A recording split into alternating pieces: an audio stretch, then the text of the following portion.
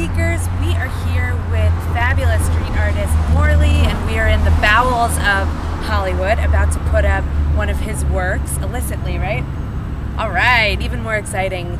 So while you're putting it up, is it cool if I ask you a couple questions? Sure. Awesome, thanks. And if you need any help, I am ready to be complicit. So how did you first start to see the street as your canvas? I think out of necessity, I think Los Angeles is full of people that, want to have their voices heard, and, it's also a city that has a lot of layers to getting your voice heard, and so as opposed to trying so hard to invite an audience into the art, I decided to bring my art to the audience, so that's how it started. And what are the differences for you between working on the street and in a more traditional institutional context? Because I'm sure they're very different. Well, I think that the biggest difference is just, again, it's that personal interaction with the person that's walking by. I'm stepping into their world and I'm offering a piece of advice or a bit of encouragement or maybe just a smile. And so for me, it's about the difference is like seeing a band play at a at a venue versus seeing a couple guys with acoustic guitars in a subway stairwell or something like that. Both are obviously musical and both are art sort of being in the world, but I think that going into someone's environment and bringing what you're trying to say into their everyday problems and everyday struggles, I think that's when you get a kind of more of a conversation, I guess. Is that in part what determines what locations you use?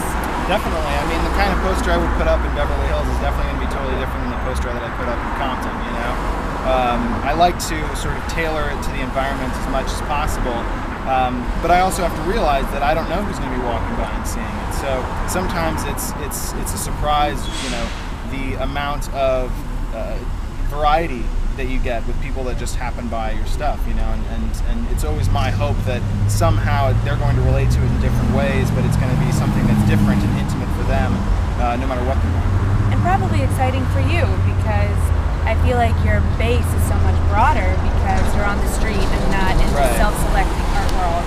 Exactly. Yeah. Which is very cool. So to me, what I love so much about your work, it seems like in a society that is so self-obsessed with our own representation, you use your self-image, but it's like a selfie with soul. And I think that's really cool. And I love your combination of text and image. And I'm just wondering, what adventures do we have ahead for this guy? The reason that I put myself into all of my pieces is because I wanted to create an actual relationship with the person. So they weren't just seeing a sort of disembodied voice. They weren't just seeing like a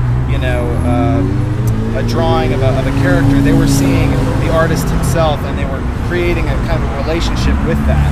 They could say, "Oh, I know that guy. I keep seeing him everywhere. Like, he says nice things. He's my friend." That kind of a thing. And I feel like that was the main reason to include a drawing of myself, is I wanted to sort of stand by my words in a literal way as opposed to just a figurative one.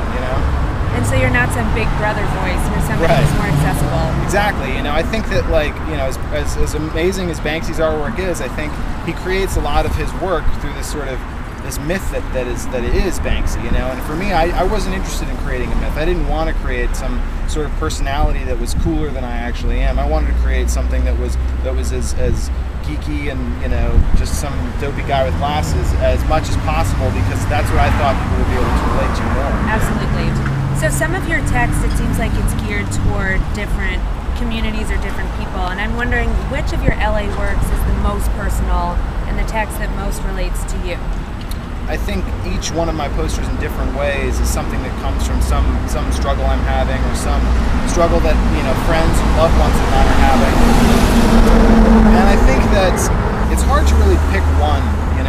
I think that at the end of the day, I sort of judge the quality of the work more on how people respond to it than even how much it is something that I'm excited to express. I mean, my favorite posters that I put up aren't necessarily the ones that people have responded to the most. So now it's become kind of, I enjoy it when a poster that I've made that I didn't think really would matter that much was like, oh, this is an okay one, but people write me and they say this one meant a lot to them.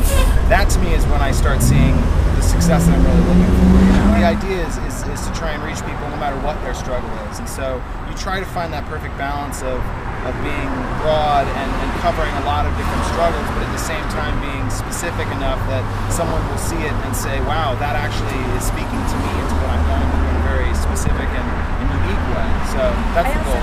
I love that, and I think it's also a positive way. And so much street art has, or at least the reputation is that they're more negatively steeped. Right. And what I love so much about your work is the humor, the whimsy, and the fact that you really are forging this friendship with the city. Well, and thanks. I don't think a lot of people are doing that, so it's really cool. So what are you going to put up today? Well, you'll see, actually. I think I'll leave it a surprise until it's done.